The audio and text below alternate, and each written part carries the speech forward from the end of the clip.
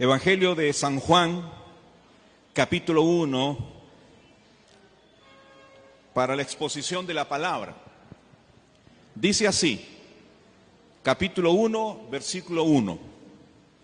En el principio era el Verbo, y el Verbo era con Dios, y el Verbo era Dios.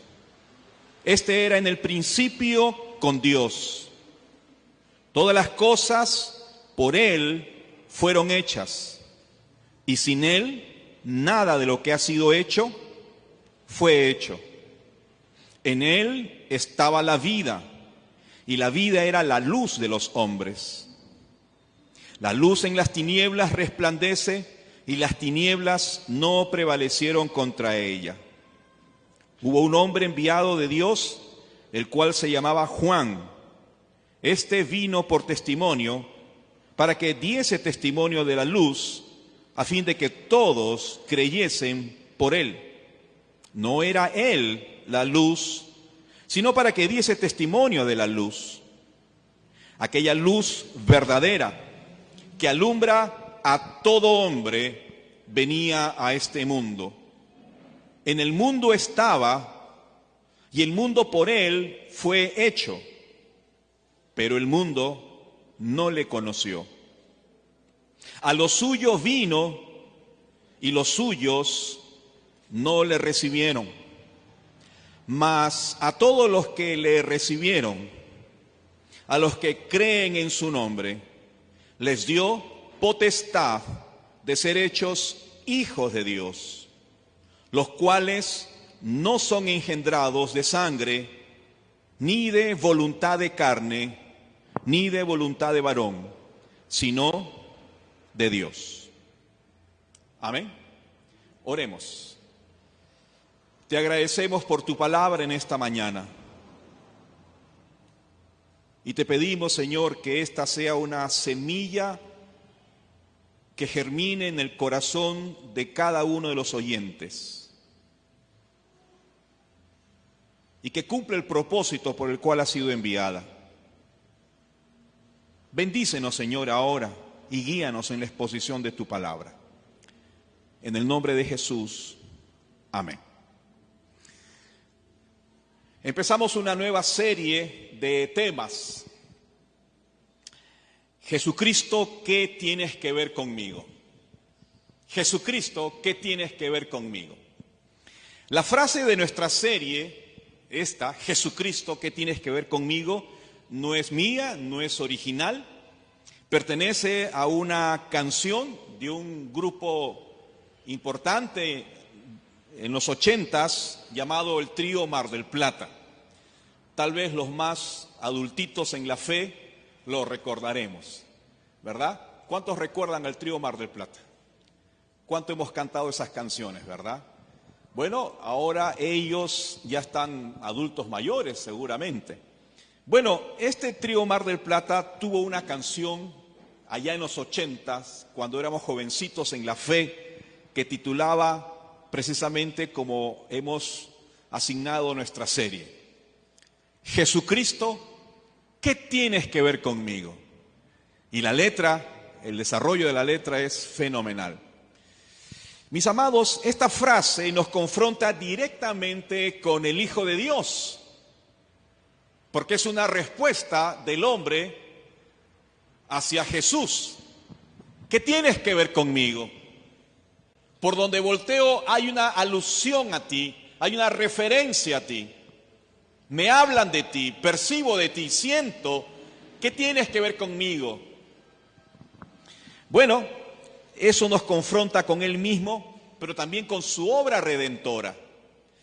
La relevancia de esta pregunta. Usted me dirá, pastor, ¿y por qué es importante? Bueno, es importante porque es muy oportuna para los difíciles tiempos que nos está tocando vivir.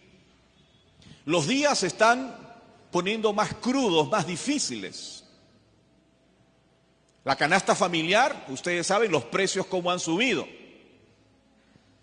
Sorprendentemente, eso puede afectarnos, puede traernos cierta preocupación. Hoy el país está viviendo una situación de conflicto. hay paros de transportistas en los distintos puntos de nuestro país. Ustedes saben que eso desencadena una crisis importante en el sector de alimentos, del abastecimiento. Lima está desabastecida actualmente. Y al desabastecerse, entonces, los precios se elevan de los que tienen todavía algún stock. El hecho es que en este contexto y en este entorno, la relevancia de la pregunta es oportuna porque hoy muchos, miles, viven como si Jesucristo no hubiera muerto por ellos. Andan en sus caminos, andan en sus vidas, en sus preocupaciones, indiferentes, ajenos a la venida de Jesucristo, a la obra de Jesucristo y a la misión de nuestro Señor Jesucristo. Muchos viven incluso sin entender bien lo que significa su venida y aún su muerte, que hemos de reconocer y recordar ahora en Semana Santa.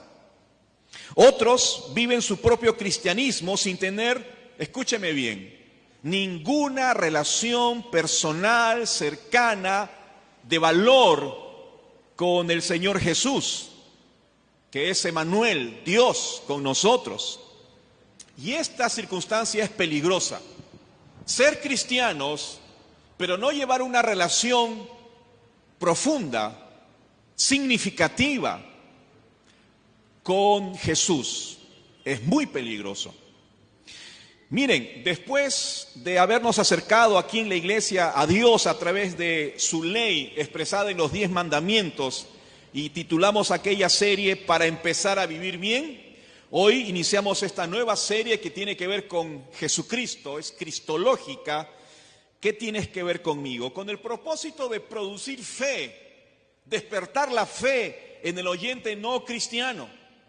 Por eso anhelamos que usted también pueda invitar a algunas amistades y familiares a que vengan y escuchen la palabra del Señor. Queremos que a través de esta serie y la exposición de la persona de Jesús puedan tener fe en Él y puedan entonces ser salvos de la muerte y de la condenación producto de sus pecados. Pero también buscamos edificar la iglesia. Es mi oración. Estoy convencido que Dios nos ha guiado para que en estos días del mes de abril, podamos comprender la profunda relación que implica que seamos discípulos de Jesucristo. Dios quiera revelarnos a cada corazón, a cada mente, lo que significa ser discípulos de Jesús y la íntima relación que esto implica. ¿Para qué? Para que el amor por Jesús sea mayor, sea significativo, madure. Y esa relación, ese aprecio, ese amor, esa gratitud por Jesús sea mayor para Él y Él pueda ser honrado y al mismo tiempo tengas la gran motivación de hablar de Él a los demás, a nuestra comunidad. ¿Notas entonces la relevancia de nuestro tema? Lo importante que debe ser Jesucristo para el creyente. Hemos leído el cuarto evangelio de Juan.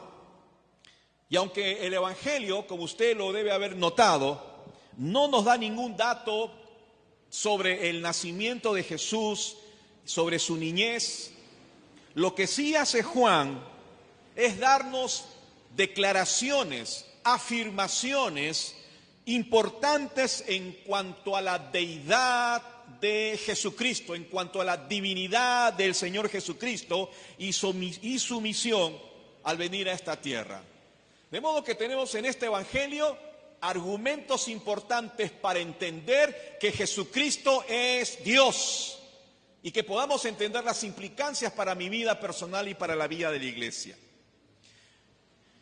Vamos enumerándolas. En primer lugar, Jesús es Dios porque se le reconoce su divinidad. Esto es lo que encontramos en estos versículos. Afirmamos que Jesús es Dios, no solo hombre, no un mero hombre, no solo humano, sino divino, porque se le reconoce. Ahora, ¿cómo así, pastor? Bueno, Juan se ha tomado la molestia de presentarnos estos argumentos en forma muy ordenada para que cada uno de nosotros podamos comprenderlo. Primero, por su nombre, se le llama el Verbo. ¿Cómo se le llama a Jesús?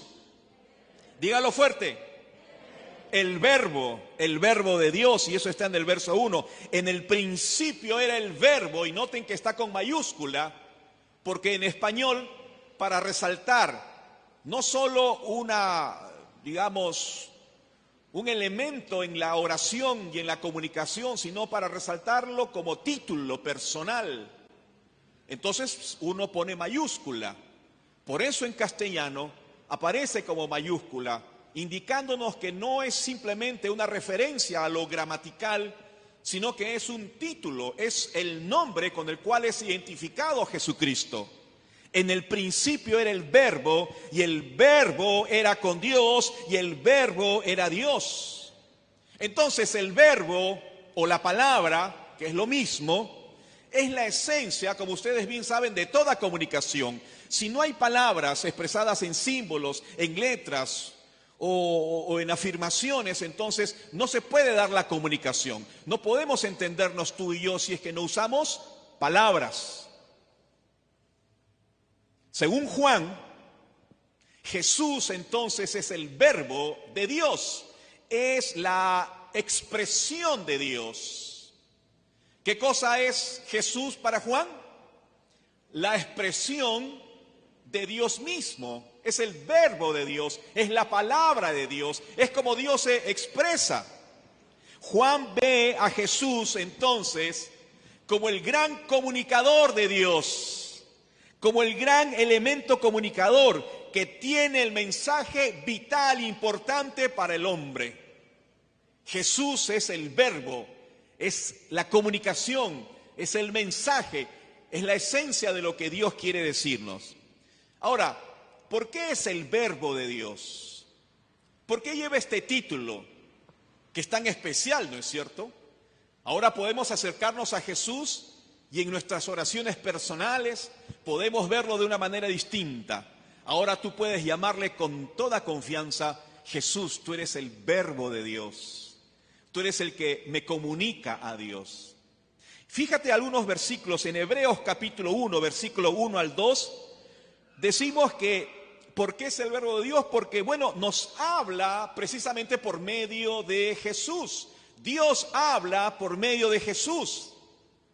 Jesús vino a esta tierra para hablar al hombre, para comunicarse con el hombre, para entablar comunicación con el hombre, relación con el hombre.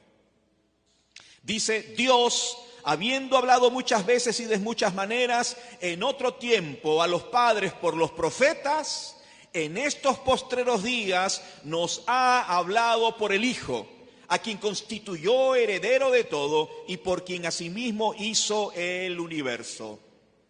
Entonces, según el autor de Hebreos, Jesucristo es el medio por el cual Dios se comunica. De modo que puedes ver en Cristo Jesús entonces al Verbo, al que comunica lo que Dios quiere decirnos. Pero no solo eso es, Él es el Verbo de Dios porque su palabra sostiene todas las cosas de este universo. Fíjate Hebreos 1:3, el cual está hablando de Jesús, siendo el resplandor de su gloria, de Dios, y la imagen misma de su sustancia, o sea, la imagen de su esencia fiel, y quien sustenta todas las cosas con la palabra de su poder. Jesús entonces, por medio de su palabra, sustenta, sostiene todas las cosas de esta naturaleza y de esta vida. ¿Por qué? Porque su palabra tiene poder. De modo que Jesús entonces interviene en el orden de esta naturaleza y de esta tierra y de este mundo para que no haya caos. Ahora en nuestro descanso con la familia hemos podido estar un tiempito en la playa. Por eso estamos un poquito más oscuros. Y una de las cosas preciosas que Dios nos permitió tener es disfrutar la playa. A los 4 nos gusta la playa. Y no hay nada como estar allí, en esas playas tan bonitas que tenemos en nuestro litoral. En una de ellas, el mar bañaba nuestros pies, mojaba nuestros cuerpos, y luego se retiraba y volvía a venir y se vuelve a retirar, ¿no es cierto? Uno no se da cuenta que ahí hay un orden, que ahí hay una dinámica, que ahí hay una obediencia de la naturaleza. ¿A qué? ¿A quién? A la palabra de Jesús, que sustenta y ordena todas las cosas con su poder. Por eso se le llama el Verbo. Pero además se le llama así porque Él es la palabra de Dios.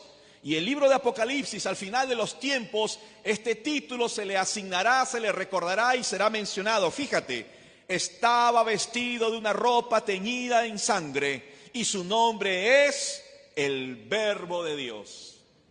Así que la Biblia nos da testimonio de que este es un nombre que le pertenece a Jesucristo, porque es el comunicador de Dios, porque es el sustentador de Dios, porque es la esencia misma de Dios. Y por tanto, a través de su nombre podemos darnos cuenta de su divinidad, que Jesucristo es Dios y no simplemente un hombre. Pero no solo por su nombre, sino también por su eternidad reconocida por Juan. Estaba en el principio. ¡Qué belleza! Acompáñame en esta reflexión. Jesús estaba en el principio. En el principio era el Verbo. Lo encontramos entonces aquí en el principio de los principios, en el principio de toda cosa creada, en la eternidad, antes de la fundación del mundo. ¿Dónde estaba Jesús ya? Preexistente, antes de que todas las cosas fuesen creadas. Tu Salvador, nuestro Señor Jesucristo, dice el Evangelio, ya estaba allí.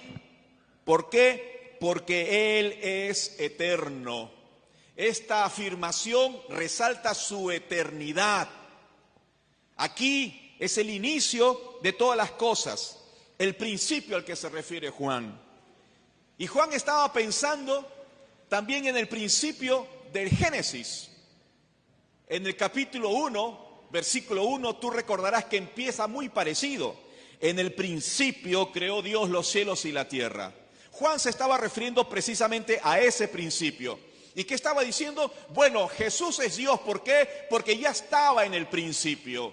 Antes de que naciera en Belén, antes de que todas las cosas fuesen hechas, Jesucristo ya estaba en la eternidad. Y Jesús reconocía esa realidad. En Juan 17:24, Jesús habla a los discípulos y a los religiosos de su preexistencia.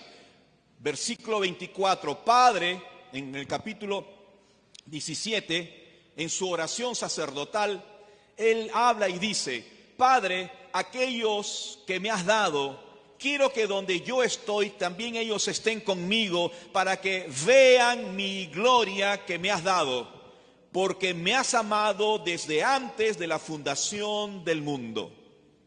Y Jesús entonces reconocía de dónde había venido, dónde estaba antes de todas las cosas y la gloria que le pertenecía.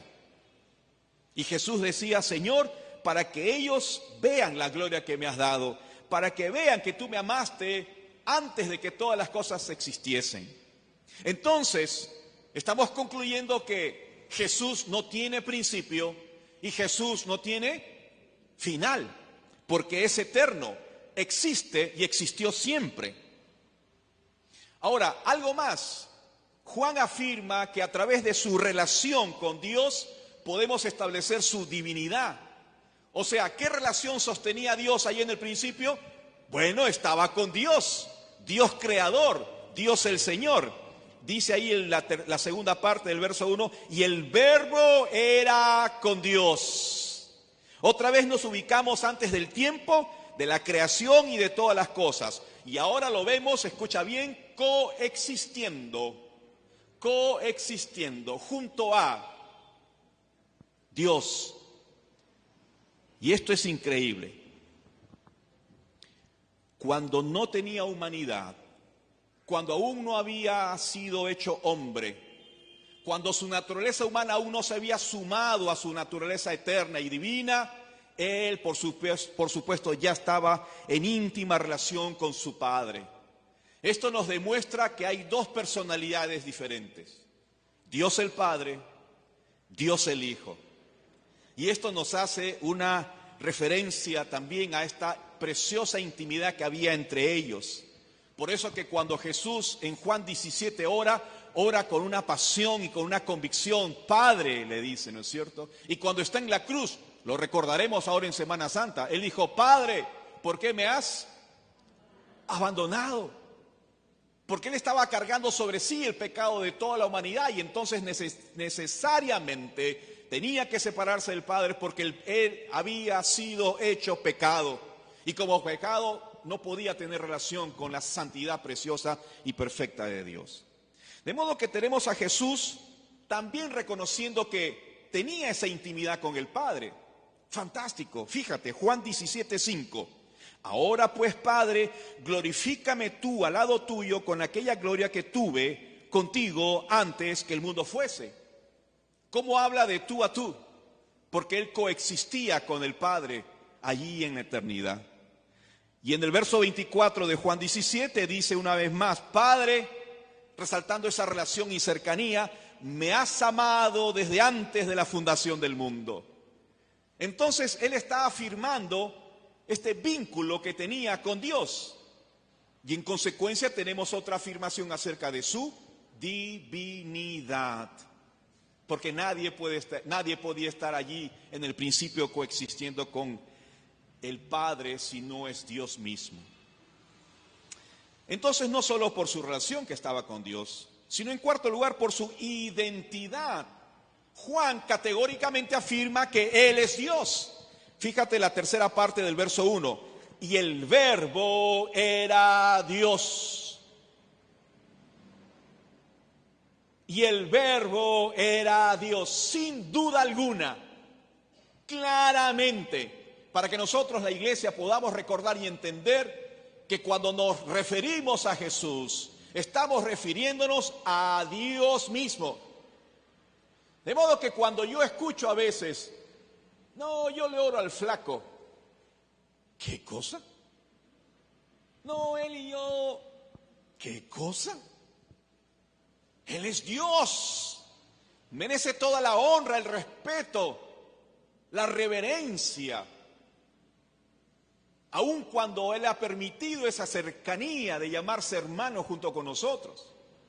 Pero no podemos olvidar que Él es Dios.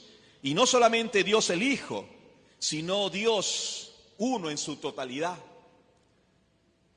El Verbo entonces no está separado. Él es uno con Dios. Y ahí nos habla entonces una alusión bellísima a la Trinidad, a nuestro Dios trino. Dios es uno solo, manifestado en tres personas: Dios Padre, Dios Hijo y Dios Espíritu Santo, cada uno con su personalidad, con sus atribuciones y funciones, distinta a una personalidad a la otra. Pero cuando se refiere a la deidad, es uno solo. Entonces, por su identidad, Juan afirma que Él era Dios. Y entonces vamos sumando estas afirmaciones y vamos entonces construyendo el gran concepto que debemos tener acerca de Jesús. Jesús es realmente Dios por todas estas razones. Una más, por su divinidad. Jesús es Dios. No solo por su identidad, sino por la divinidad que demostraba sin ningún impedimento. En el verso 2, el apóstol Juan escribe: este era en el principio con Dios, como resumiendo y afirmando una vez más. Jesús estaba en el principio con Dios. Por eso Jesús dijo en Juan 10:30, una afirmación que se le pararon los pelos a todos los religiosos judíos de aquellos días. Él dijo: yo y el Padre uno somos. Yo y el Padre, uno somos. La deidad de Cristo es eterna, es absoluta, y desde la eternidad pasada hasta la eternidad futura, Él está con Dios y Él es Dios. Por eso, mi amado hermano, Jesús no es solo un hombre. Así que cuando hablamos de Jesús y presentamos a Jesús y testificamos de Jesús y decimos, usted necesita a Jesús, no estamos hablando de un héroe, de un profeta o de un buen hombre. No solo es eso, es Dios absoluto, con toda la plenitud de la deidad en su vida. Y así nos lo presenta Juan, y así se manifiesta Él.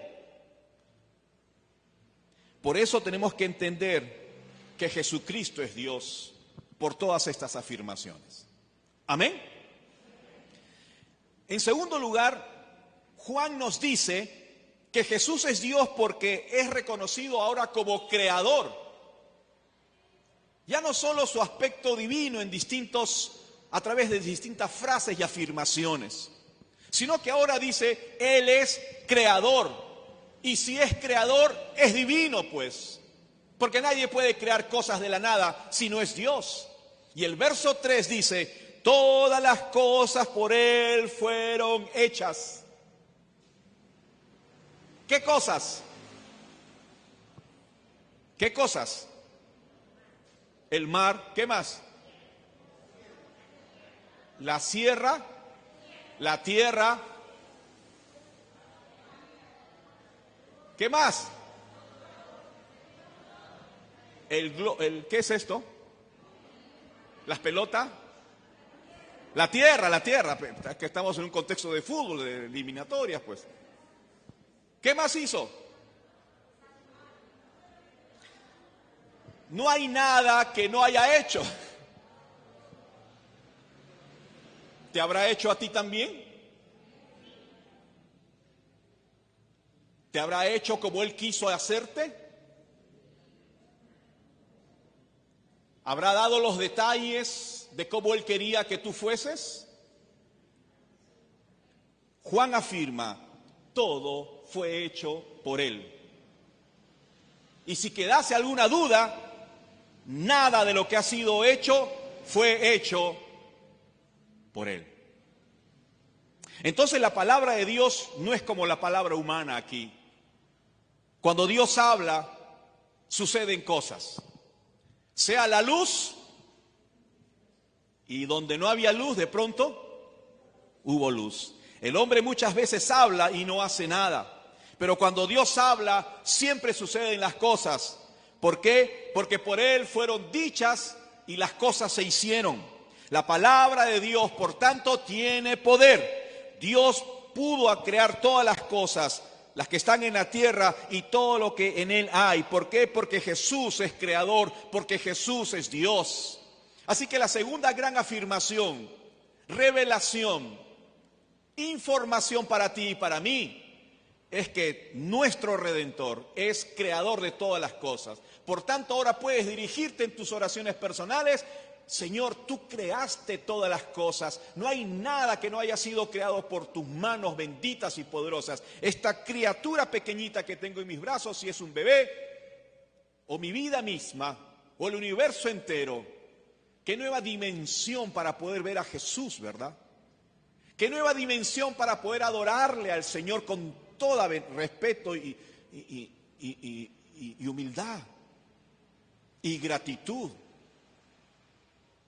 Pero en tercer lugar, no solo Juan nos presenta a Jesús a través de estas afirmaciones como Dios, nos presenta a Jesús como creador, sino que luego va a relatarnos algo acerca de Él, de tal modo que podemos preguntarnos nosotros ahora, si Jesús es Dios creador, ¿qué tiene que ver eso conmigo? ¿Qué tiene que ver eso conmigo? Y fíjate, teniendo esto en mente, ¿qué tiene que ver eso conmigo? Versos 10 al 12. En el mundo estaba Jesús y el mundo por él fue hecho, pero el mundo no le conoció. ¿Qué tienes que ver conmigo, Jesús? Dice el verso 11, a lo suyo vino y los suyos no le recibieron. ¿Qué tienes que ver conmigo, Jesús? Verso 12, mas a todos los que le recibieron, a los que creen en su nombre, les dio potestad de ser hechos hijos de Dios. Señor, ¿qué tienes que ver conmigo? Hay tres respuestas clarísimas allí, ¿no es cierto? La primera es que Él espera que le conozcas personalmente. Él vino, estaba en el mundo, dice el verso 10. El mundo fue hecho por Él mismo, vino a lo suyo, pero el mundo, las personas, no le reconocieron, no lo reconocieron, no le atribuyeron la divinidad que acabamos de aprender y leer. No le respetaron como a Dios, no le reconocieron su autoridad y su divinidad. Lo trataron como un mero hombre, como un profeta más. Se atrevieron a burlarse de él, se atrevieron a humillarlo a él y llegaron al extremo de escupirle en el rostro y clavarle en una cruz como un cruel asesino y malhechor. ¿Qué espera Jesús de ti? ¿Qué espera Jesús de ti? Pues que le reconozcas, amado hermano, que lo tengas presente, no como el flaco que está allí, sino como Dios, creador, sustentador, expresión de Dios. Ese es Jesús para ti. No seas entonces como muchísimos de hoy en día, que estando Jesús entre nosotros, no le conozcan. ¿Y sabes que conocer es más que oír? Job, en ese tiempo de prueba y de gran dificultad, en esa batalla para entender por qué le estaba pasando las cosas, esa enfermedad, esas muertes, esas crisis, esos sufrimientos, Job llegó a comprender a Dios, porque de oídas, dijo él, te había oído, pero ahora mis ojos te ven. En una nueva revelación, en una nueva dimensión, en una relación personalísima, algo estrecho, cercano, vivo, dinámico. Job dijo, Señor, te conozco. ¿Qué espera Jesús de ti? Cuando tú le dices, ¿y qué tiene que ver conmigo, Jesús? Entonces Él quiere que tú le conozcas. Si hay alguien que me está escuchando aquí y no conoce a Jesús, de oídas nomás, pero a eso no se refiere Jesús. Porque Él vino aquí, estuvo delante de los hombres, le habló a los hombres, pero los hombres no le reconocieron, no abrieron su corazón. Y en su mente se pusieron testarudos, intencionalmente, porque no querían creer. No querían creer las cosas que estaban viendo con sus ojos, el testimonio de sus milagros, la autoridad de sus palabras, la confirmación de las profecías. Nada de eso querían ver. Y por tanto, el evangelista dice, vino a este mundo, vino a su mundo, pero el mundo no le conoció. ¿Qué tiene que ver contigo? Tienes que conocerle en forma personal. Iglesia, tienes que profundizar tu intimidad con Jesucristo. Pero no solo eso.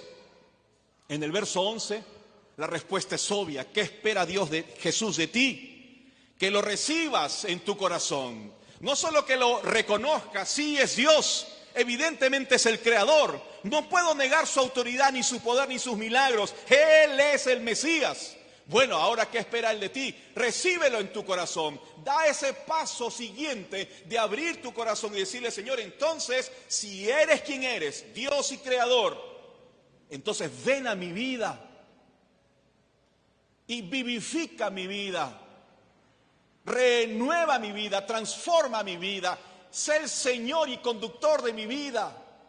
Porque lo eres, porque puedo confiar en ti, porque vale la pena.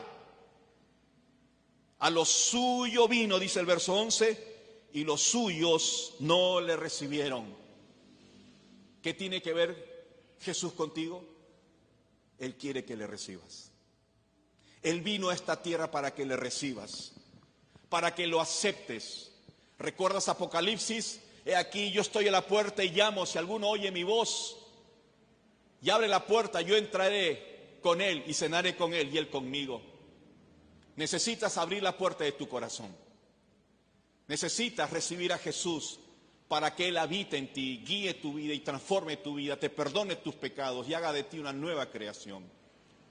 Porque eso es lo que espera en tercer lugar de ti en el verso 12. Él espera que creas.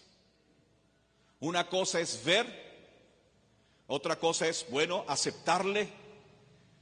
Y una dimensión mayor es, Señor, te acepto porque te creo. Porque creo absolutamente en ti.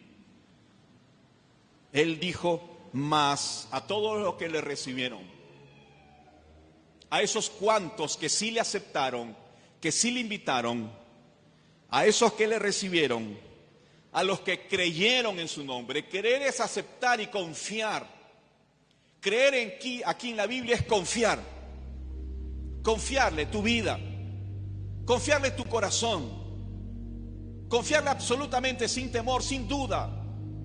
Le confías no solamente a alguien, tu casa, tus llaves, tu carro o lo más valioso que tú tienes.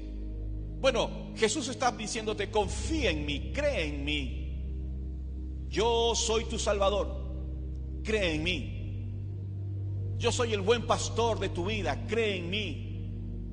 Yo soy la luz de los hombres, cree en mí. Yo soy el pan de vida, cree en mí. Yo soy la resurrección y la vida, cree en mí. Y además, si tú crees, dice Él, les dio potestad, o sea, autoridad de ser hechos hijos de Dios. ¿Qué milagro más grande en la vida del hombre? Convertirnos en hijos de Dios, porque está claro que no lo somos todos. Nadie naturalmente nace como hijo de Dios, como criatura de Dios, pero no como hijo en sentido adoptivo. Y lo que Él quiere de ti es hacerte tu hijo, su hijo. Lo que Él quiere es establecer una relación contigo. Por eso, concluyo recordándote, Jesús es Dios. Adórale como tal, porque se ha reconocido su divinidad, porque se ha reconocido como creador y porque tiene interés contigo. Y si aún persiste la pregunta, ¿qué tienes que ver conmigo? Entonces el Señor ya te respondió: quiero que me conozcas, quiero que me recibas, quiero que creas en mí, quiero hacerte mi hijo. ¿Sabes una cosa? Todo el Evangelio de Juan, y con esto termino, tiene esta gran intención. O sea, estas líneas pocas que hemos leído del Evangelio tienen la intención de hacerte creer. Él dijo en Juan 20:30, hizo además Jesús muchas otras señales en presencia de sus discípulos, las cuales no están escritas en este libro, pero estas se han escrito para que creáis que Jesús es el Cristo, el Hijo de Dios, y para que creyendo tengáis vida en su nombre. Yo te invito a que aceptes la vida que Jesús te está ofreciendo. ¿Sabes? Vida es libertad. Vida es perdón de pecados. Vida es no cargar un pasado que hasta ahora te puede aplastar. Vida es esperanza. Vida es plenitud. Vida es felicidad. Cerremos nuestros ojos. Señor, en esta mañana miramos a Jesús con otros ojos. Te miramos y te reconocemos como Dios, en quien habita toda la deidad, toda la divinidad, toda la plenitud de lo divino. Eres Dios eterno. Eres Dios creador, poderoso en palabra. Eres Dios misericordioso que se encarnó como hombre para ir a la cruz, tomar nuestro lugar, ser nuestro sustituto y morir allí. Te adoramos, Jesús. Te adoramos, Jesucristo, el Verbo de Dios. Amante Jesucristo, tierno Señor, Cordero de Dios que quita el pecado. Jesucristo, personalísimo, cercano, humano, pero divino. Hoy te acepto en mi corazón. Hoy te reconozco en mi vida. Hoy abro las puertas de mi corazón y mi ser. No quiero andar más solitario, ni de espaldas a ti, ni como si no hubieras muerto por mí. Si esta es tu oración, amado hermano, estimado amigo que nos ves por la señal, si tú quieres invitar a Jesús a tu vida, le hablo a los no creyentes, a los que nunca han hecho esta decisión de invitar a Jesús. Y si tú eres un creyente o te crees un creyente, pero en el fondo crees que no has hecho esta decisión única, trascendental, vital para tu presente y futuro, te animo a que le recibas con humildad a Jesús el Señor. Si alguien desea entregar su corazón a Jesús, levante su mano y yo le voy a ver desde aquí. Si alguien nunca antes entregó su vida a Jesús o no está seguro de haberlo hecho, hágalo ahora. Levante su mano y dígale a Jesús: yo te entrego mi vida a Jesucristo, sin ningún temor, como lo hice yo hace años atrás.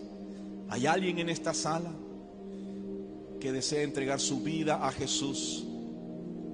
Abrir las puertas de su corazón. Levante su mano y yo le veo desde aquí. ¿Alguien? ¿Somos iglesia entonces? Padre nuestro, gracias por tu palabra.